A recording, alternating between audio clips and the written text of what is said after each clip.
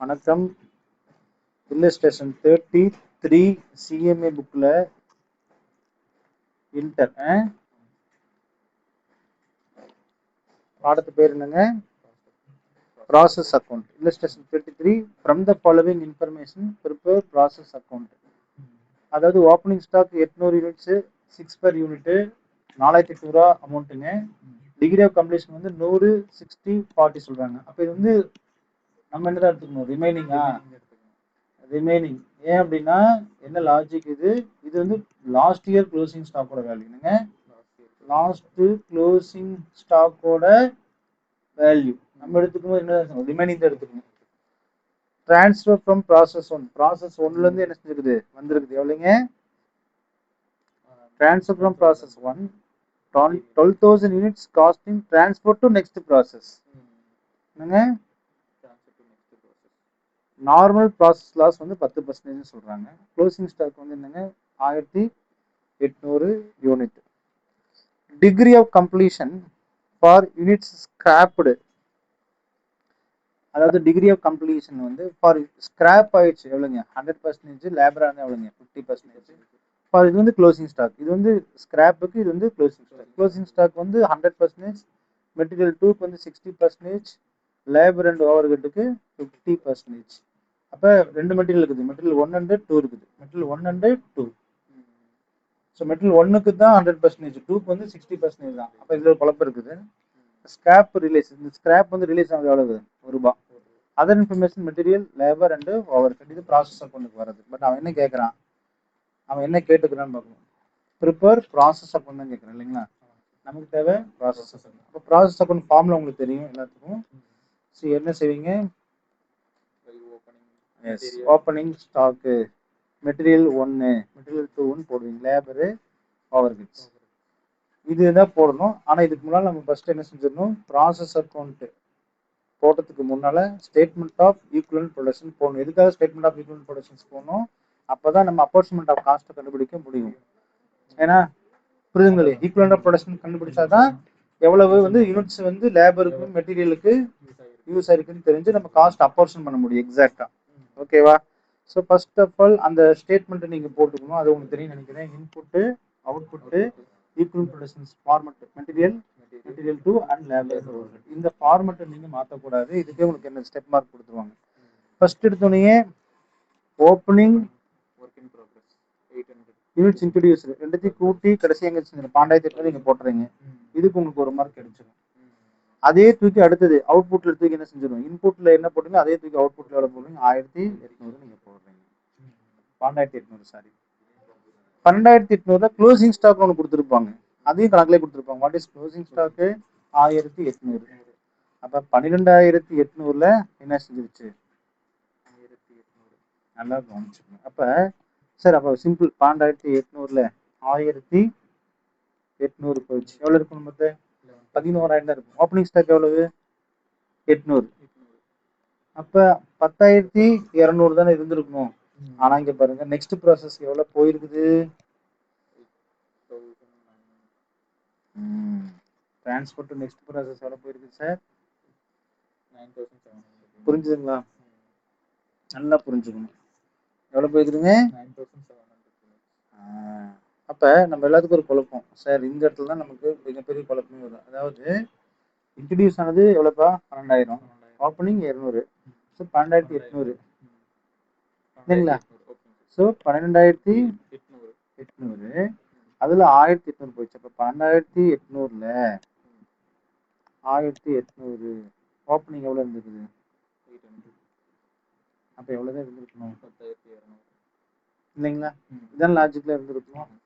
இங்க பாருங்க, இங்க வந்து அப்நார்மல் லாஸ்னு ஒரு 200 சொல்றாங்க. இங்க பாருங்க நார்மல் லாஸ்னு ஒரு 1,800 சொல்றாங்க.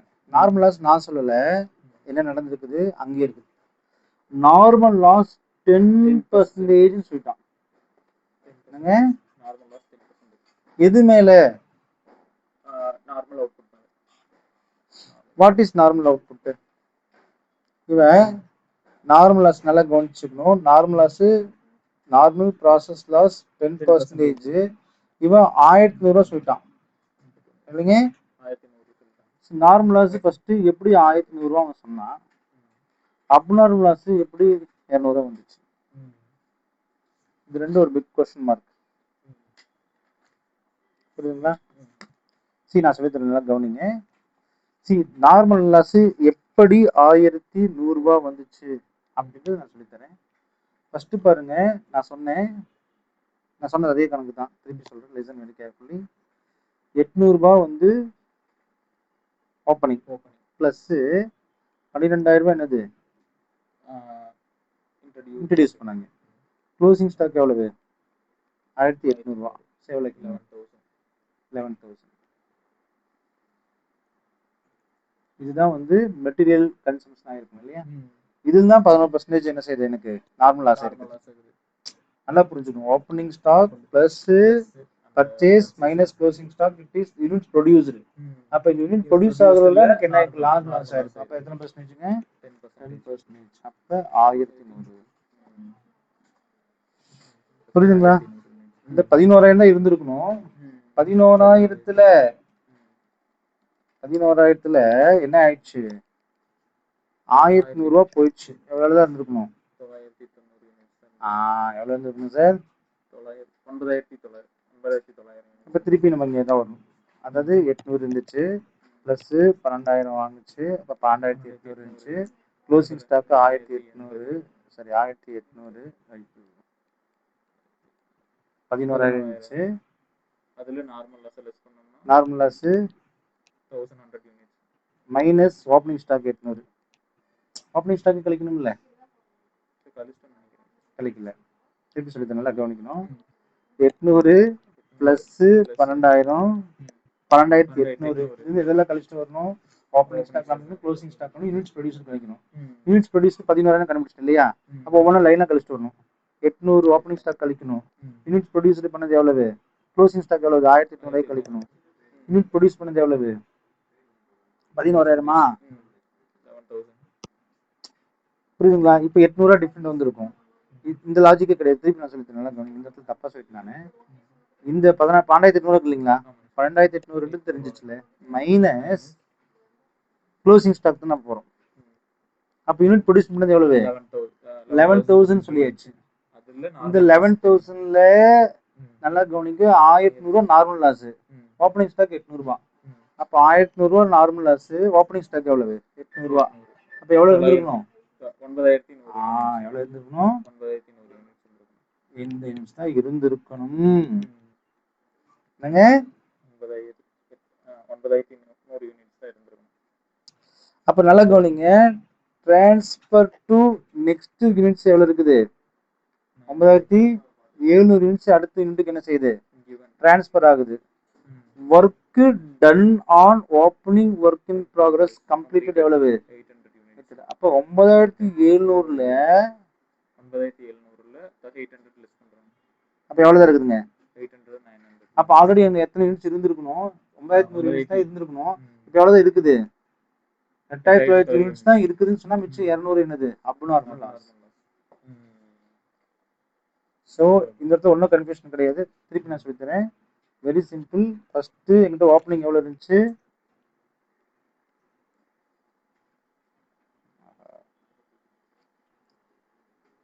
ஓப்பனிங் ஸ்டாக் எவ்வளவு இருந்துச்சுங்க? 800. இன்ட்ரடியூஸ்ட் எவ்வளவு? 12,000. So 12,800. What is closing stock? 1,800. 11,000. இதில் தான் 10% என்னது? Normal loss. 1,100. அப்ப 11,000த்துல 1,000 எவ்வளவுங்க? ஓப்பனிங் ஸ்டாக் எவ்வளவு? கழிக்கல நானே, அப்ப கழிக்கணும் இல்லைங்களா? அப்ப 9,900 போச்சுன்னா எவ்வளவுங்க? 9,100. இதுதான் இருந்திருக்கணும். ஆனா எங்கிட்ட அவங்க சொல்ற கணக்குப்படி பார்த்தா எவ்வளவுதான் இருக்குது? 8,900 இருக்கு. ஸோ அப்ப 200 யூனிட்ஸ் என்பது என்ன? Abnormal loss. சரி, எப்படி இந்த 8,900 வந்துச்சுன்னு ஒரு கேள்வி. அதுக்கு அவன் ஆன்சர் சொல்றான். எப்படி 8,900 வந்துச்சுன்னா, நெக்ஸ்ட் ப்ராசஸ் எவ்வளோ போகுது, அடுத்த ப்ராசஸ்க்கு எவ்வளோ ட்ரான்ஸ்ஃபர் ஆகுதுன்னு அவன் சொல்லலாம், நான் சொல்லலை. அவன் சொல்கிறேன் எவ்வளோ தான் போகுது. 9700 யூனிட்ஸ் தான் நெக்ஸ்ட் ப்ராசஸ்க்கு போகுது. அப்போ எவ்வளோ யூனிட் கம்ப்ளீட் ஆயிடுச்சு, ஒர்க் டன் ஆன் ஓப்பனிங் எவ்வளோ கம்ப்ளீட் ஆயிடுச்சு, 800. புரியுதுங்களா? அப்போ 8900 எப்படி வந்துச்சுன்னா 9700 என்னங்க, அதில் 800 போயிடுச்சுன்னா 9700 நெக்ஸ்ட் ப்ராசஸ் போகுது. அதில் 800 யூனிட் என்ன ஆயிடுச்சு, ஓப்பனிங்லேயே கம்ப்ளீட் ஆயிடுச்சு. எவ்வளோ தான் இருக்கணும் இருக்குது. ஆனால் இப்போ இங்கே எவ்வளோ இருந்திருக்கணும், 9000. ஸோ வாட் இஸ் டிஃபரன்ஸ், அந்த 200 தான் இங்கே என்ன சொல்கிறாங்க அப்நார்மல் அப்படின்னு நான் சொல்ல அவன் சொல்கிறான். இப்போ நம்ம ஒவ்வொன்றா போட்டு போகிறோம். ஓப்பனிங் ஸ்டாக்குக்கு வந்து நான் சொன்னேன் 100% அங்கே இருக்கனால 0 வரும். மிச்சம் கூட எத்தனை தான் ரிமைனிங் தான் நம்ம போடணும் நான் சொன்னேன் இல்லையா. அப்போ கணக்கு எங்கே இதானே 60-40 மெட்டீரியல் வந்து 60, அப்புறம் பேலன்ஸ் 40 தான் எடுத்துக்கணும். இங்கே 40க்கு பேலன்ஸ் எவ்வளோ தான் எடுத்துக்கணும், 60 தான். அப்போ பார்த்தீங்கன்னா பேலன்ஸ் தான் எடுத்துருப்போம்.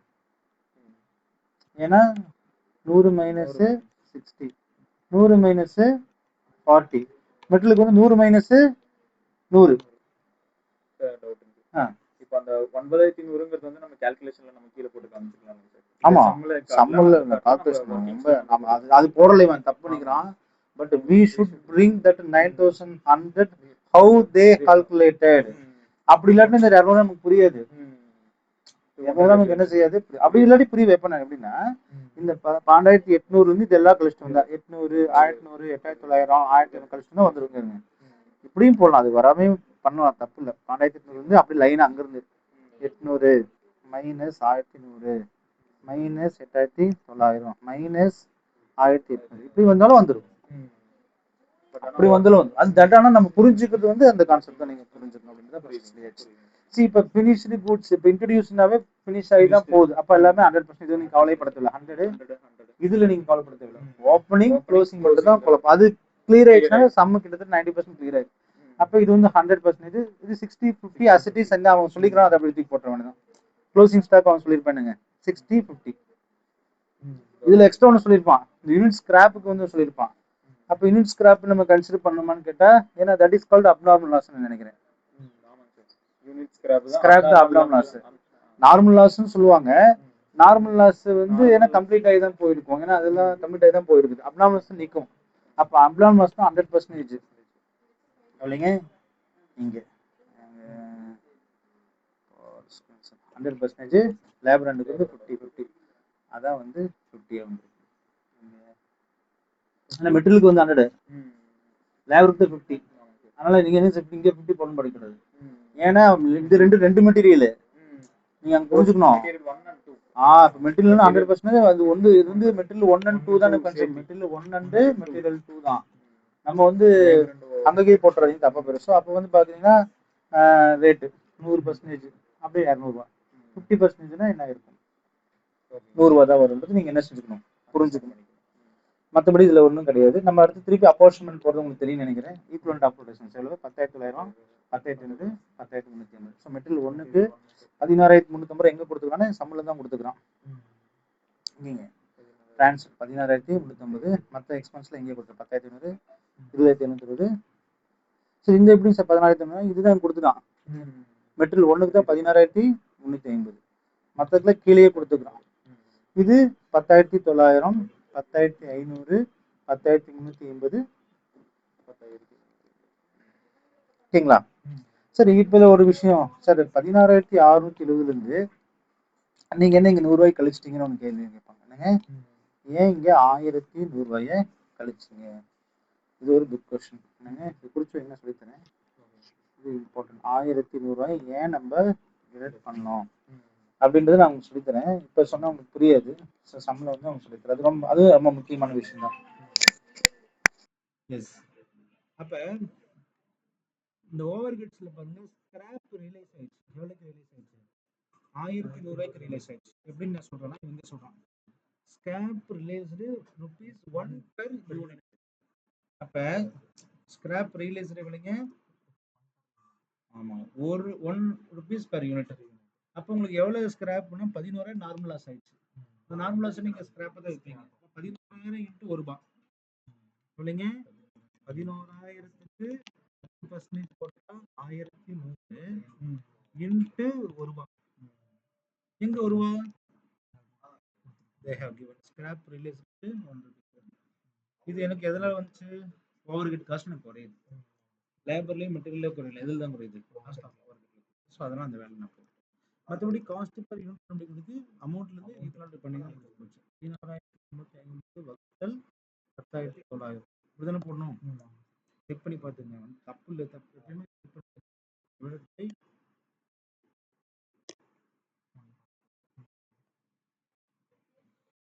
So value of closing stock அது நீங்க எங்க எடுத்துப்பீங்க இல்லையா?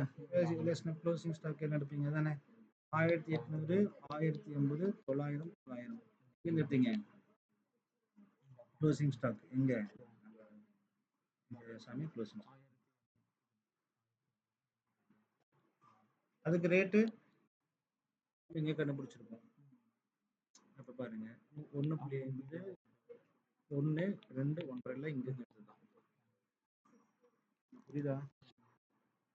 சி இதெல்லாம் நீங்க கண்டுபிடிச்சிருக்கீங்க. இதோட ரேட்டு இங்க. ரேட் இங்க கண்டுபிடிச்சதுதானே? இதுதான் எடுத்துருப்பீங்க அப்படியே. இதுதான் இங்க எடுத்துப்பேன். அப்டாம் லாஸ் தான் தெரிஞ்சு போச்சுல எவ்வளவு செட் 200 சொன்னேன். இது வந்து 50% யாருக்கு? Labour and overheads. அதுக்கு ரேட் அங்க இருந்து எடுத்துருவோம். ஸோ இந்த rate is very very very important. ஏன்னா இதை நம்ம கண்டுபிடிச்சு இதை வச்சு தான் அப்ரோச் பண்ணுவோம். அப்ப statement of cost per unit very very important. அப்ப வேல்யூ க்ளோசிங் ஸ்டாக் அப்டாம் லாஸ் எடுத்தாச்சு. இனி நம்ம என்ன செஞ்சோம்? ப்ராசஸ் அக்கௌண்ட் போடணும். ப்ராசஸ் அக்கௌண்ட் போடுறதுல என்ன இருக்கு நமக்கு பிரச்சனை?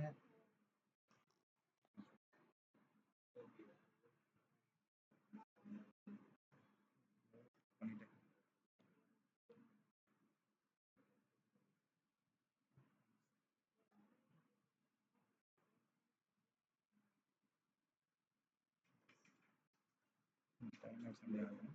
ஹீட் ஆயிடுச்சுல 34 தானேப்பா? 33 தானே?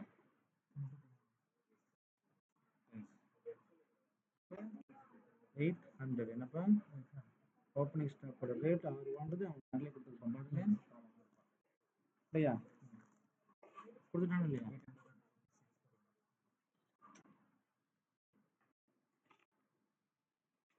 மெட்டீரியலுக்கு வந்து 12,000க்கு 16,650 அவனே கணக்கில் கொடுத்துட்டான். மெட்டீரியல் 2க்கு வந்து 10,500 நம்ம அங்கே கணக்கில் பார்த்துருக்கோம். லேபருக்கு 7,000 வாடகைக்கு 14,600.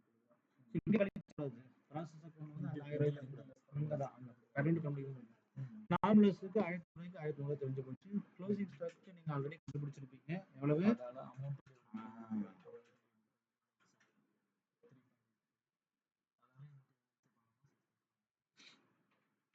புரியுதுங்களா? சி இதுவும் உங்களுக்கு